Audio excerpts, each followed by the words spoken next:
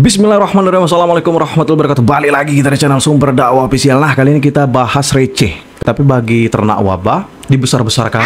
Padahal yang dirugikan bukan mereka, bukan juga yang memilih Pak Prabowo Subianto, dan tentunya yang diserang bukan wabah mereka. Itu tentang masalah Fufufafa. Nah, ini ada fakta yang menarik dan fakta yang unik dan sangat sayang untuk kita lewatkan. Langsung kita mulai videonya tanpa berlama-lama. Bismillahirrahmanirrahim. Viral dituduh sebagai pemilik asli akun Fufufafa, Roy Suryo ogah laporkan Intan. Oh, ogah dia. Intan nggak dilaporin, itu karena abah yang kejang-kejang. Katanya Roy Suryo akan melaporkan Intan. Aduh, ini beritanya begini bro, begini. Roy Suryo tidak berani melaporkan Intan. Kenapa? Saya jelaskan. Kenapa Roy Suryo ogah melaporkan Intan? Karena dia sadar diri bahwa dia telah menyebarkan fitnah tentang Fufufafa. Kemudian yang kedua, Roy Suryo tidak punya bukti dan tidak bisa membuktikan ke publik bahwa Fufufafa milik Gibran. Selama ini Roy Suryo bilang 99,9% Fufufafa milik Gibran, hanya ngomong doang tanpa bisa membuktikan. Betul banget. Dia hanya menggunakan isu-isu yang beredar di Twitter, di IG yang disebarkan oleh orang PDIP. Saya yakin 100% Roy Suryo tidak pernah ngutak-ngatik akun Fufufafa, karena dia nggak ngerti caranya. Kalau orang-orang menjuluki dia ahli telematika, sebenarnya dia itu cuma ahli panci. Mulai datang lagi emak-emak. Maaf banget ya Bu ya, untuk ibu-ibu janganlah kor-kor seperti anjing, seperti monyet di jalanan. Ibu sudah tua, seharusnya malu Bu dengan akhirat. Bahwa umur ibu sudah tua, seharusnya ibu malu dengan tingkah laku ibu. Ibu itu siapa di negara ini? Tahu nggak Bu, pemilik akun Fufufafa itu siapa? Pemilik akun Fufufafa itu adalah Roy Suryo. Tanyakan sama Roy Suryo. Dia yang mengadu domba masyarakat di negara ini. Dialah pemilik akun Fufufafa. Ibu itu cuma dibayar dengan beras 1 kilo dan uang 50.000 dan 1 bungkus nasi untuk demo melawan pemerintahan. Malu Bu dengan tingkah laku itu. Tapi ibu hidup untuk memperbanyak amal dan ibadah, bukannya menambah kesalahan dan dosa. Malu Bu, malu banget Bu. Janganlah ibu seperti itu lagi. Malu sama anak cucu ibu di rumah lihat tingkah laku ibu seperti itu. Habis pikir deh. 100% bahwa Fufufafa itu adalah milik Mas Roy Suryo. Nah, cetak nih 100%. Kata beliau 100%. Cetak dong. Kalau Mas Roy Suryo mengatakan bahwa 99,9% pemilik akun Fufufafa itu adalah Gibran dan menyisakan 0,1% untuk beliau bisa menyelamatkan diri kalau andai kata apa yang beliau klaim itu keliru, maka sebenarnya pemilik ya Fufufafa ya. Kalau Mas Roy Suryo tadi saya katakan mengakui 99,9% adalah milik milik Mas Gibran, maka saya hari ini menegaskan bahwa 100% Fufufafa adalah milik Roy Suryo ya, asli, tidak hoax dan sebagainya.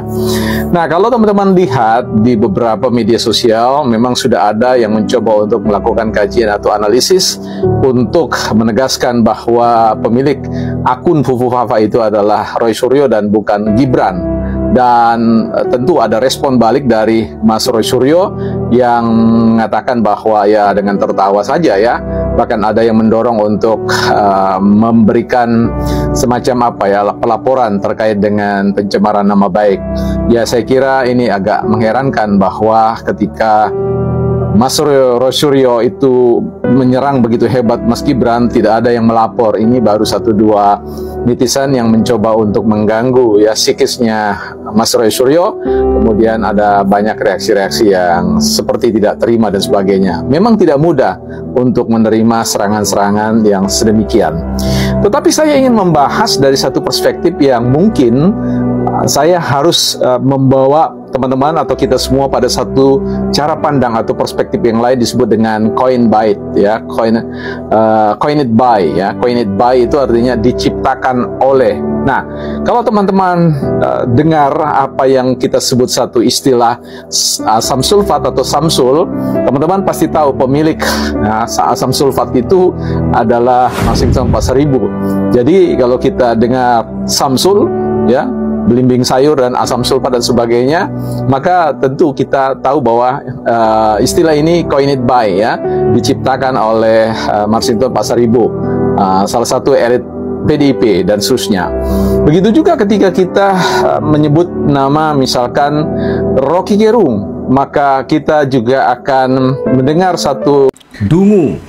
istilah yang diciptakan yaitu dungu ya. Nah ini jadi dungu ini adalah milik Rocky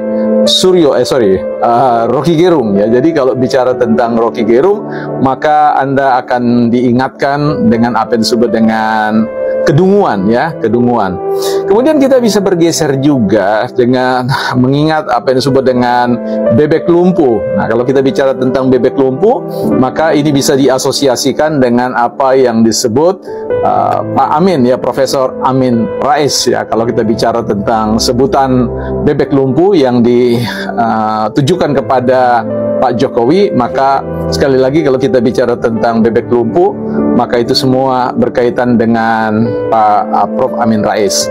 Mungkin teman-teman pernah ingat ya, salah satu pendiri yang paling terkenal dengan Microsoft yang sepengetahuan umum bahwa Microsoft itu diciptakan oleh Bill Gates, tetapi sebenarnya ada klaim yang mengatakan bahwa Microsoft itu tidak diciptakan oleh Bill Gates, tetapi ada seorang yang menciptakan. Hanya saja kemudian katakanlah hak trademarknya atau made in-nya itu kemudian dibeli hak patennya oleh Bill Gates dan dikembangkan oleh Bill Gates ya. Saya tidak tahu konfirmasi tentang hal itu, tetapi saya pernah membaca tentang hal tersebut. Nah, yang ingin saya tegaskan pada kesempatan ini adalah Fufu Fafa itu ya milik ya, coined by Roy Suryo, artinya diciptakan oleh Roy Suryo 100%. Karena bagaimanapun ketika Anda mendengar Fufu Fafa, maka sebenarnya itu tidak terhubung pada Gibran ya, tetapi terhubung pada, melekat pada, embedded pada Roy Suryo. Karena sekali lagi kata Fufu Fafa itu dipopulerkan, diciptakan oleh Mas Roy Suryo untuk ya menggambarkan satu situasi dan sebagainya, sehingga kita bisa mengatakan bahwa ini terlepas dari persoalan akun, pemilik akun. Saya sedang berbicara pada level penciptaan frase, penciptaan kata, istilah, terminologi yang disebut dengan Fufu Fafa ya. Jadi Fufu Fafa itu coined by Roy Suryo 100% ya. Jadi tidak lagi 99,9%. Boleh dikatakan bahwa Fufu Fafa itu inherent, melekat pada diri Mas Roy Suryo. Jadi dia tidak bisa dipisahkan lagi. Jadi kalau kita bicara tentang dua pohon yang berbeda, yang satu saling bercross begitu, dan kemudian dari tahun ke tahun, nama kemudian dia bisa menyatu dan tidak bisa dipisahkan lagi. Jadi kalau kita ingat Samsul, kita ingat Marsington Pasaribu. Kalau kita ingat kedunguan, kita ingat Rocky Gerung. Kalau kita ingat bebek lumpuh, kita ingat Profesor Amin Rais. Kalau kita ingat Fufu Fafa, maka pastilah kita akan mengingat sosok Roy Suryo. Nah, disinilah sebenarnya yang paling menarik di situ, bahwa seringkali kita bisa mempopulerkan satu istilah-istilah atau frase-frase atau kata-kata yang ingin kita katakanlah konsepkan. Artinya kita maknai kata itu dan kemudian kita mempopulerkan, mengulang. Karena ada ungkapan yang mengatakan apa yang sering Anda katakan sebenarnya akan menunjukkan tentang jati diri kita ya. You are what you say. You are what you said. Jadi Anda adalah apa yang Anda katakan. Anda adalah apa yang Anda sampaikan. Jadi ini mau mengatakan ketika Roy Suryo terbiasa dengan persoalan Fufu Fafa, bersemangat dengan Fufu Fafa adalah Roy Suryo, Roy Suryo adalah Fufu Fafa adalah Roy Suryo. Di mana ada Roy Suryo, di situ ada Fufu Fafa. Di mana Fufu Fafa, di situ ada Roy Suryo. Pada akhirnya kita harus merelakan bahwa Fufu Fafa itu adalah milik dari Roy Suryo bukan milik siapa-siapa. Secara terminologi, secara coined by, diciptakan oleh Roy Suryo, ya. Dan inilah yang menjadi sebuah saya kira boleh dikatakan teman-teman mesti merelakan bahwa Fufu Fafa itu adalah milik Roy Suryo. Berikanlah ya kepada Roy Suryo istilah itu, karena saya sangat yakin bahwa tanpa Fufu Fafa, Roy Suryo kehilangan gaya, kehilangan stylenya, bukan partai politik.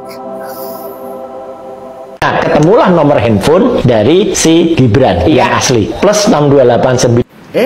Mr. Panji tengah kebanjiran job, ya kan, dipanggil sana sini untuk berbicara masalah Fufu Papa. Ini penghasilan nih, cuan bagi Mr. Panji, ya kan, gara-gara Fufu Papa, ya kan. Mr. Panji ini meyakini 99,9%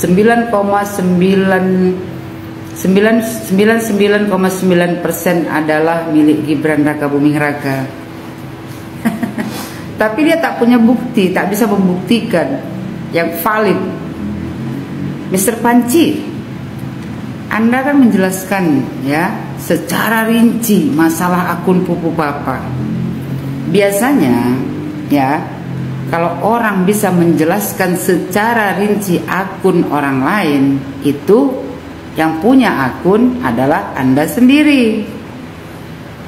Sedangkan Gibran udah bilang, kan kemarin tuh ditanya tuh, ya kan, sama wartawan tuh, masalah akun Fufu Papa. Gibran bilang, tanyalah sama pemiliknya, pemilik akunnya. Jadi jangan-jangan ya nggak Mr. Panji yang buat akun Fufu Papa biar dapat cuan, ya nggak Mr. Panji? Ya kan, ada aja kalian ini, kan lucu-lucu semua pendukung Abah ini. Ya, yang pintar jadi bengak. Kenapa? Karena mau jabatan. Kalau Abah kemarin menang kan, nah paling nggak Mr. Panji jadi menteri. Ya, Mr. Panji. Logikanya, Mr. Panji, ya, kenapa akun Papa ini baru kalian munculkan sekarang? Kenapa nggak dari dulu? Itu akun kan udah lama. Waktu Gibran mencalonkan diri jadi wali kota Solo harusnya dari situ. Nah, karena waktu itu nggak ada kepentingan Anies Baswedan, ya. Terus waktu capres kemarin, kalian nggak munculkan akun Fufu Papa, cuman Detik Vote yang kalian munculkan, ya kan? Karena kalian pikir Abah menang, nggak taunya Abah kalah juga. Jadi kalian putar lah, ya kan, otak kalian tuh macam mana supaya Gibran ini, ya kan, bisa dilengserkan untuk digantikan sama Anies Baswedan. Muncullah akun Fufu Papa biar Pak Prabowo melihat akun Fufu Papa dan meyakini itu punya Gibran, dan Pak Prabowo mengganti Gibran. Padahal kalian salah besar. Pak Prabowo tidak menggubris masalah akun Fufu Papa. Karena apa? Karena Pak Prabowo tahu bahwasanya kalian itu semuanya otaknya licik semua. Segala cara kalian lakukan untuk memenangkan orang yang kalian dukung.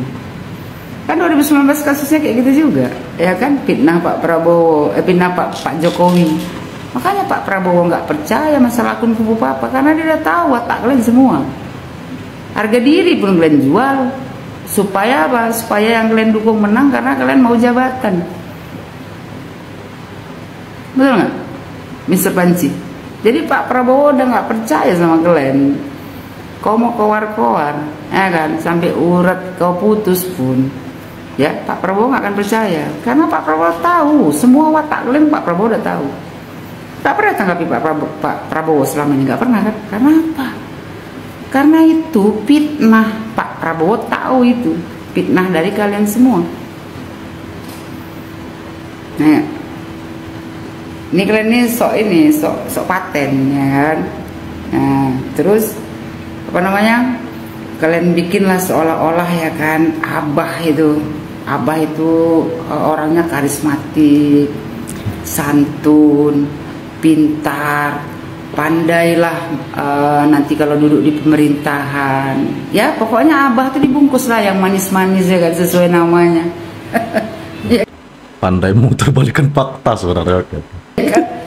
Nah, padahal otak semuanya itu ada di abah. Masalah kalian demo, masalah fitnah sana sini, nggak mungkin abah nggak tahu, betul nggak? Ya kan? Kalian ini semuanya kumpulan orang-orang yang punya penyakit jiwa, yang menghalalkan segala cara hanya untuk kepentingan pribadi. Jadi buat kau, Mr. Panci, ya cukup lah itu kocok-cok masalah pupu papa. Nanti terbongkar sendiri. Kalau ente yang punya, malu. Perusahaan lagi sama pihak berwajib. Kan udah banyak cuan, udah dapat panggilan sana sini, udah cukup lah itu untuk makan setahun 2 tahun. Nanti 2 tahun mendatang lagi ya kan, kau bikin lagi satu lagi yang udah dipanggil kau di acara-acara yang lain, itu cuan juga. Ya, lucu lah nih. Dah, sebenarnya isu ini kan sudah lama, isu pupu papa Bung Roy Suryo. Beliau menyatakan 99%, 99,9%.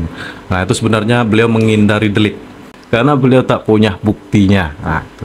Ternak wabah ini aneh banget, lucu dan aneh sekali. Kok kalian yang marah? Dan ya, memang ternak wabah itu memang seperti ibu-ibu rempong lah kira-kira kan. Kalau kita ke masjid mungkin dikatakan so alim. Tapi kalau kita tak pernah ke masjid, waduh, ini orang Fir'aun. Jadi kalau orang yang memang hasad, dengki, tak suka, mau apapun yang kita lakukan pasti salah di mata mereka. Ini hebatnya Pak Gibran. Beliau sabar, sama persis dengan Pak Jokowi. Jadi beliau memang wajar, memang cocok, dan memang pantas beliau menjadi wakilnya Pak Prabowo Subianto. Dah, saya akhiri, tetap jaga persatuan Indonesia. Jangan mau kita terpecah belah, jangan mau kita diadu domba, jangan mau kita tergiring opini oleh ternak wabah, dan support pemerintahan Pak Prabowo dan Gibran. Saya akhiri, wabillahi taufiq wal hidayah. Wassalamualaikum warahmatullahi wabarakatuh.